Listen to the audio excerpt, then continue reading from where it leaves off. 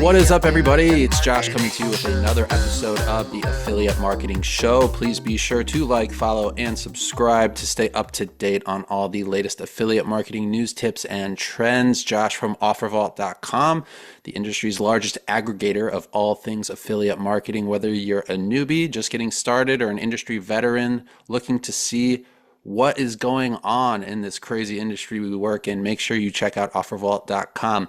We also have the industry legend joining us from Hawaii once again, as well as our the industry legend Harrison Gevirtz. Forgot his name. He's so Nameless. famous. He's nameless. We also have our very special guest today, Anna Gidirim, CEO of Admitad, a marketing platform that helps advertisers and publishers of all sizes grow their business globally. What's up, Anna? Thanks for staying up late for us from Dubai.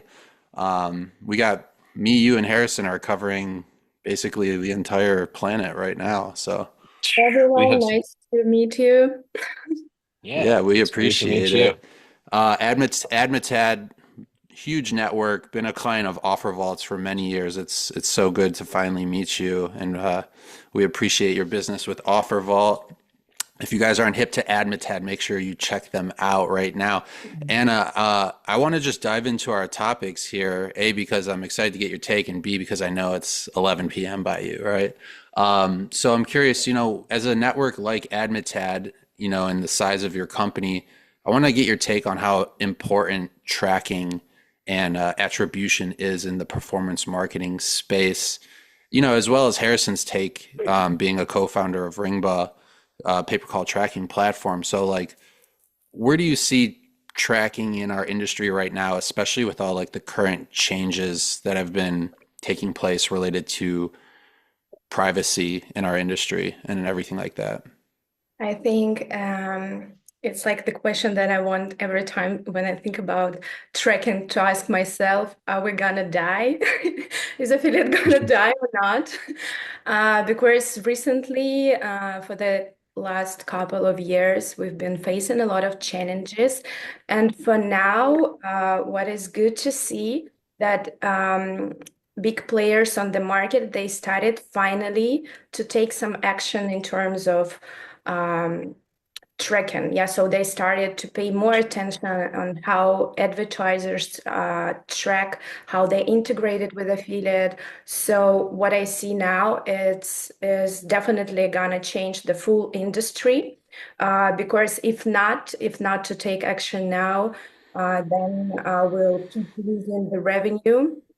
So I Sure. think. Har- yeah, And Harrison, I was I gonna think pass it to just to you. confirm what you mean by a lot of the changes is essentially, and I'm not an expert on this because I'm not as active as I was I'm not an affiliate anymore, but I believe you're talking about like the death of the cookie, so we call it, right? Is that correct? Yeah, true, true. Firstly, it's of course the death of third-party cookie. We all know that in some browsers like Firefox or Safari, they stopped to track that.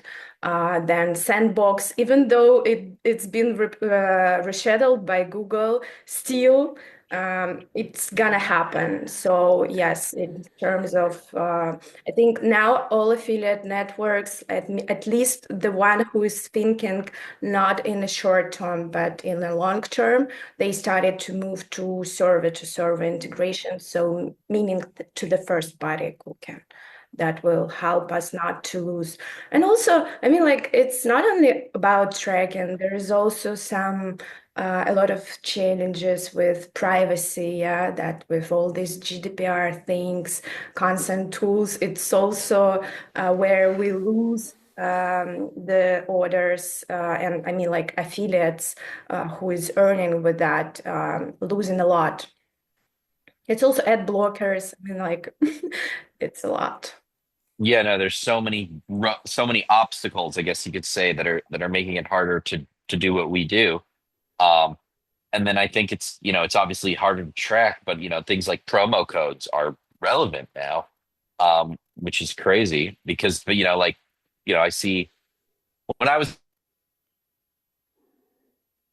It looks like we lost Harrison in the Hawaii sun. We'll see if he comes back here in a moment.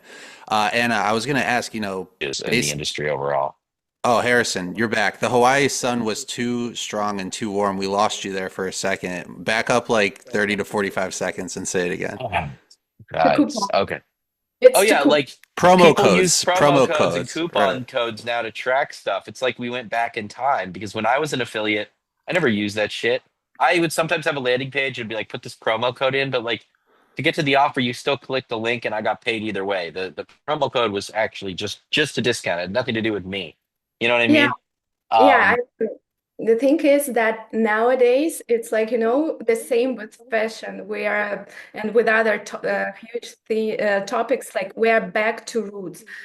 For example, with coupons, everyone was trying to launch coupon tracking, I don't know, maybe 10 years ago, 7 years ago as well. But this time is a new wave. Everyone is trying to do so just because of these restrictions in terms of tracking that they have. So every network, they try to find alternatives, how they can in other way track. Everyone now moved also to card linking offers back again.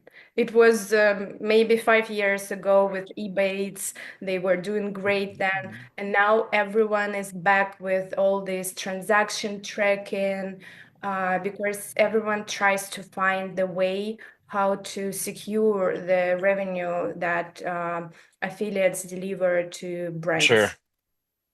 of course. So a network like Admitad, how do you kind of focus on counteracting all of these changes? Like, what's your response as the network to try and balance it all out?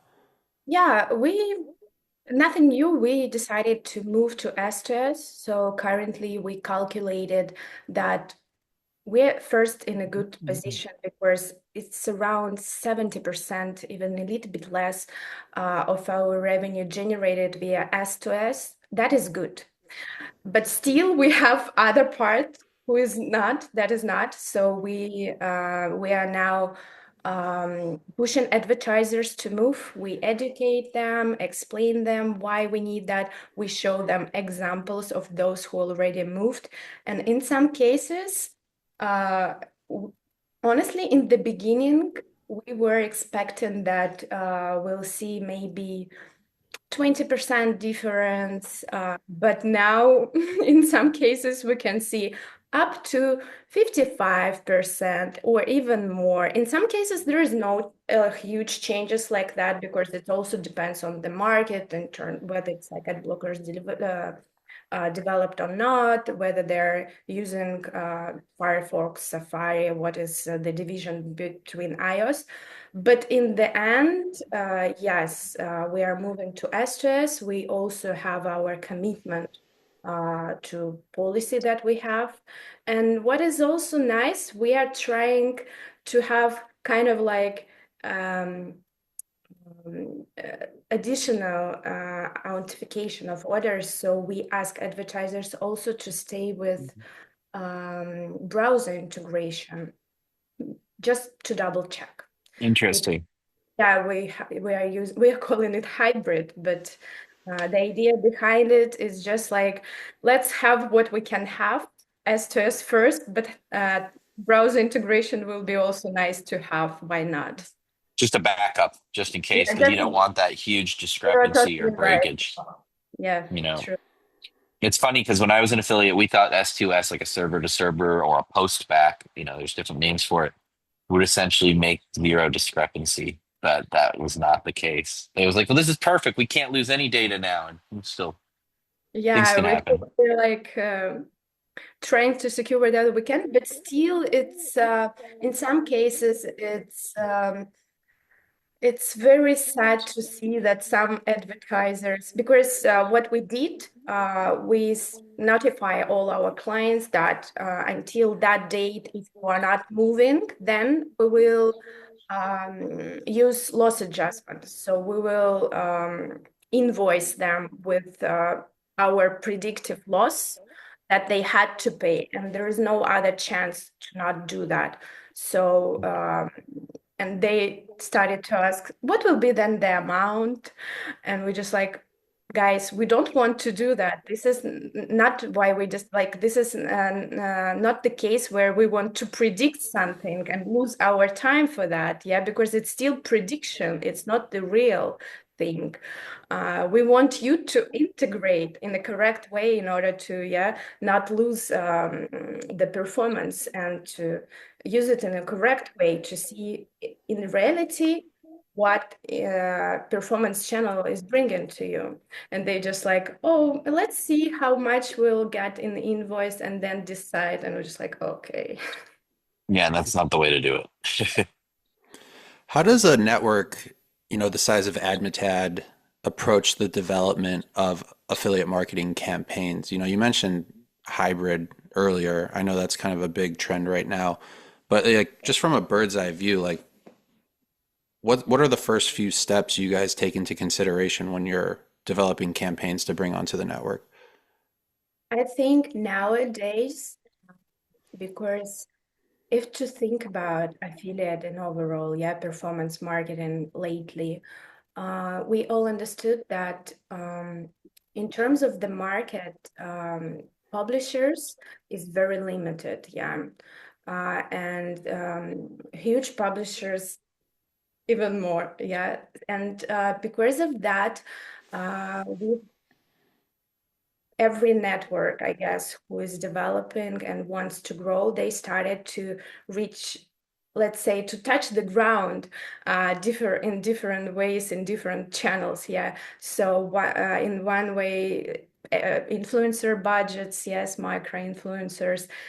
In other way, it's about coupon distribution campaigns, which can be a little bit more different from we usually get used to that. So currently, I think in terms of how the program, like what has changed in terms of recently developing the program is just we started to make the full performance channel. So it can be also media buying things that we can do in-house for you, because not all the brands are possible to do it in-house, so they still use outsource. It can be media buying campaigns with influencers, or it can be media buying campaigns in with OEM partners. So it's like we are trying to do all, so it's more like a digital agency instead of just like how it was before, just a program.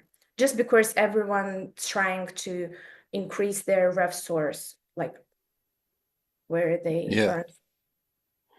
Something else we talk about on the show that I know you were interested in discussing on the podcast today as well is influencer marketing. I know that's a constantly evolving and fluid part of our industry. I'm curious, in your opinion, like what are some of the market trends related to that? What should people expect if they're new and just getting started with it? How to approach it from different geos?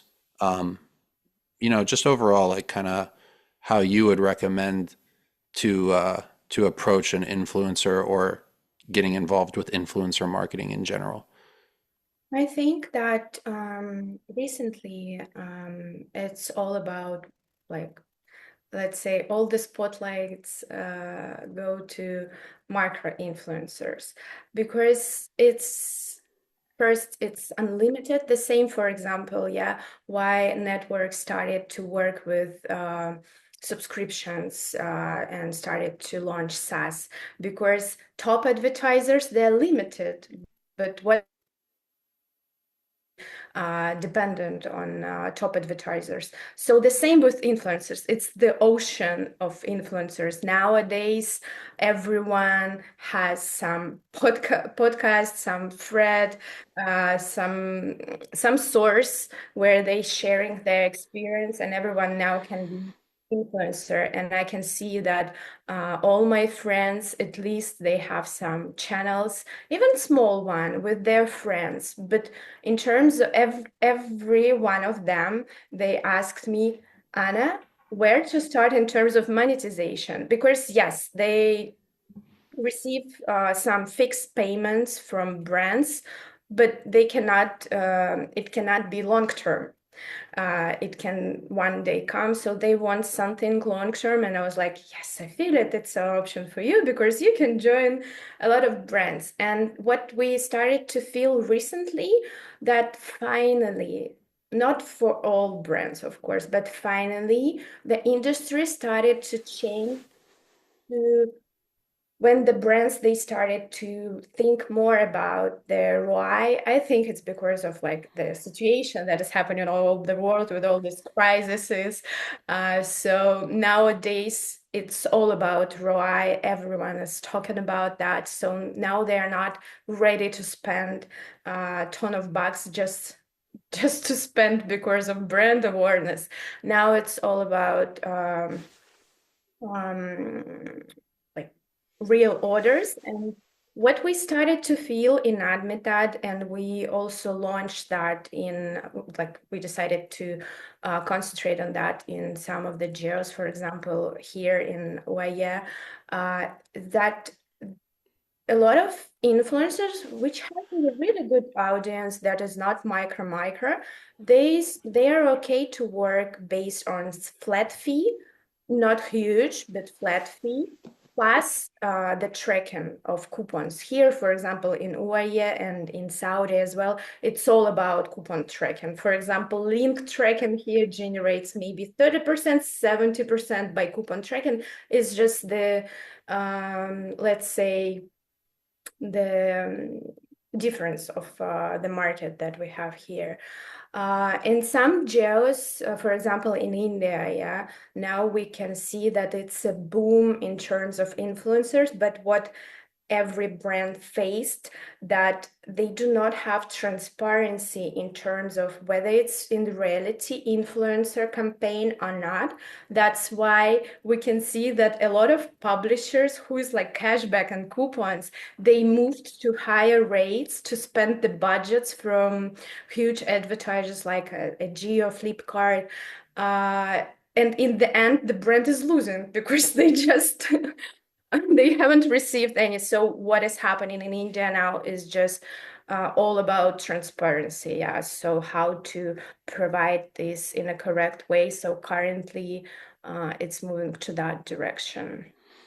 What's the best way to like approach an influencer to work with you? Like, is it as simple as just sending them a DM to their Instagram page, or, going through an agency that has a pool of influencers, or all of the above? It's up to the resources that you have. So my opinion that with big brands is better to like with big names, yeah, with big influencers, it's better to work in-house on your behalf, not through the agency. Otherwise, they're not in with the agency, because we all know that agency, they want to sign exclusively every huge influencer.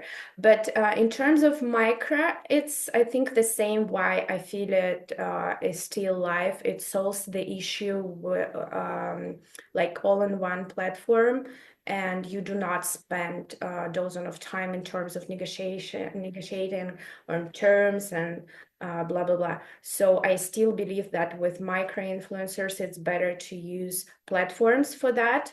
In terms of how to reach out, basic in Instagram, they all answer. I mean, like otherwise in DM, or they have emails. So in terms of reaching out to influencer, we haven't faced the problem. The problem is to make the payment of, let's say, advertisers, the brand, valuable, like fair enough. But usually they want to pay nothing because they do not, of course, they have budgets, but they still have some doubts in terms of micro influencers. But it's changing very rapidly. We talk about work-life balance on this show a lot, but I love when someone like yourself, who's a CEO as well as a mom, suggests it as a topic, because I'm always so curious how someone with so much responsibility at a company, right, and so much responsibility at home as well, is able to balance that, not only literally, but mentally, right? I think that's a huge part of it too. So, what is your work-life balance like? How do you kind of prioritize the two, and how do you kind of find time for yourself to make sure your brain doesn't explode? Yeah. So I think that um, the main idea that I have in my mind internally is that work-life balance, it's usually it's not about like 50-50 balance. It's not where you like 50% at work and then 50% with the family. No, sometimes you need to prioritize, and prioritization is something that is, let's say, it's core feature of all CEOs, because once you're 80% at work, you need to work harder just to make sure that later you can spend some quality time with your family, with your beloved one. And also, it's nothing new, but it's discipline, because when I talk with some of my friends who is usually a kind of like freelancer, and they're just like, oh, it's so boring. I mean, like, but I think that this is not boring. This what makes me in the end free to make decisions where I want, because I know exactly what I will have time for that and what I need to do, what I should change in order to have that time. So Mm, it's like, and also one more thing, in terms of like also being a mom, I have some kind of like small rituals that is mandatory. So for example, once a week or twice a week, we should go to a breakfast place all together. Then I should at least once walk my son to the school in order. Sometimes we do not talk in the morning because, teenagers, they're just like, oh, I am in a bad mood. I don't want to talk. But we just still, I go with him, walk him to the school just to be there. So some small rituals that is not changing, some like basic stuff. It's also foundation of being like, of understanding that everything is okay. Yeah, you're in a place. So yeah. Yeah, I mean, I agree 100%. I have two little kids, both under 4 years old, so we're in different places in our journey. Not a CEO myself, but committed to work. So I find, you're never fully off work and you're never fully off being a parent, right? It's kind of a moving spectrum that you analyze and make decisions in real time where your priorities need to go.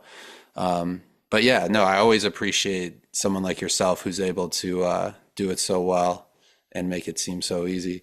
The follow-up question to that, kind of related, being a woman in a male-dominated industry like this, in your opinion, like what are some of the challenges you faced related to that at the very beginning, and what are some of the challenges you face with that now? Because I'm sure they've kind of morphed and changed throughout your journey in this space. So I'm curious to hear what it was like in the beginning and what it's like today.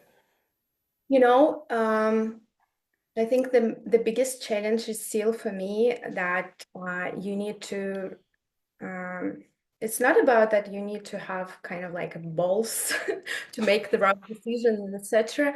But it's then in majority of cases, it's still a lot of men, and in order to be on the same page with them, sometimes you lose yourself as a girl, yeah, as a woman.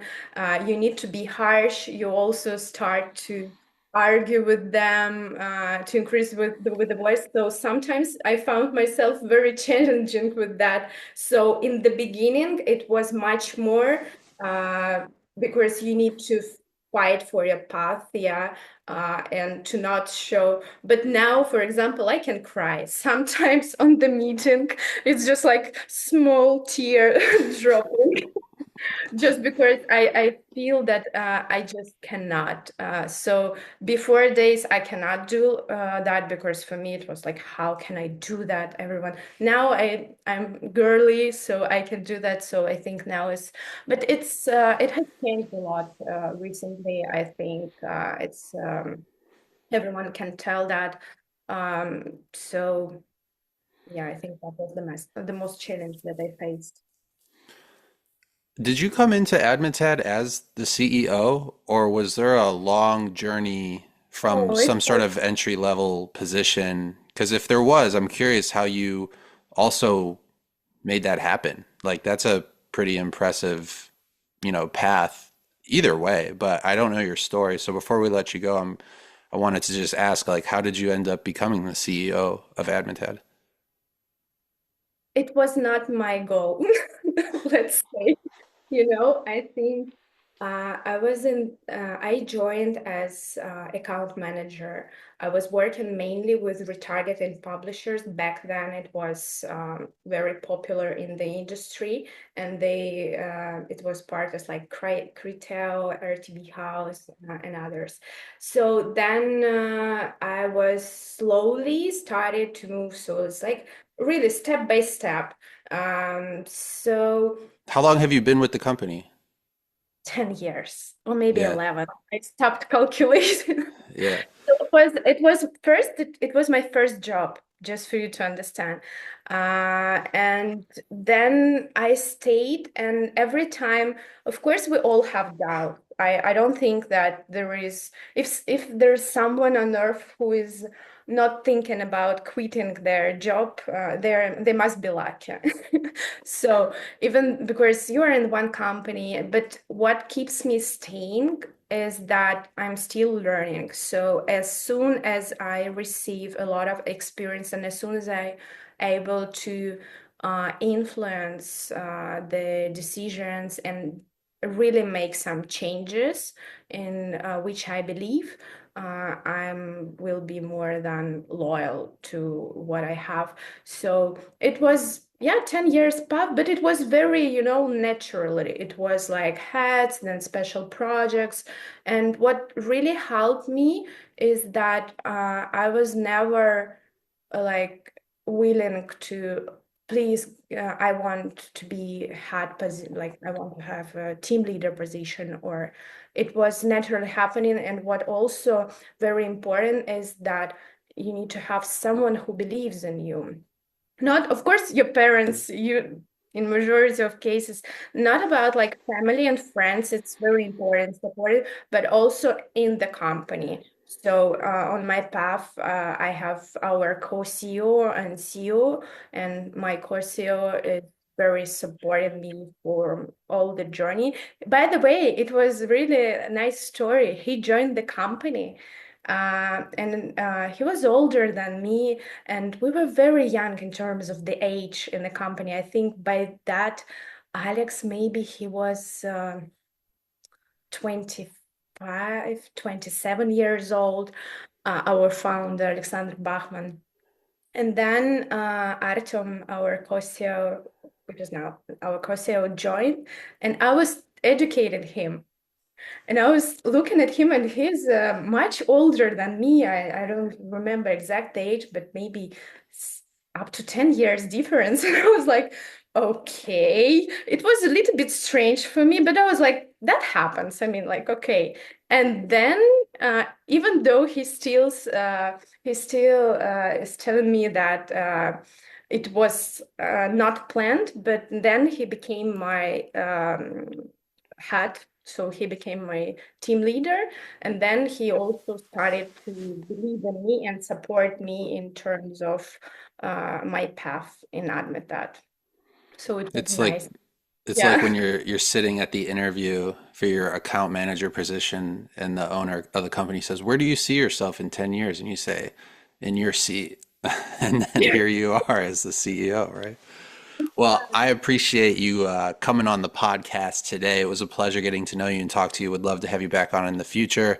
Again, thanks for staying up late with us from Dubai. Anything else you want our viewers and listeners to know about Admitad or anything you guys have coming up in the near future?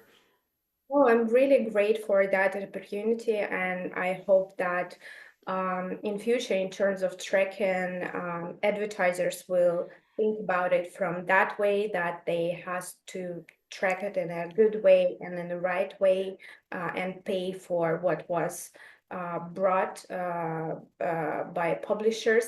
But publishers, they also need to stop thinking about affiliate as it was before, in terms of, hey, the rates is the most important thing, the most important things. No, it started to change, and we can see that with the right tracking, even like for one, you've been fighting for 1%, but in the end, you will win up to 30% increase of sales just by the right tracking. So this is, I think, the most important things that I wanted to highlight, and for your listeners to talk about and to think about it. For my, Thank you. yeah, of course. For myself, Josh from OfferVault, the industry legend Harrison Gevirtz, as well as our special guest, Anna Gidirim, CEO of Admitad. Let's make that paper. Let's make that dough. This was the Affiliate Marketing Show. We will see you next time.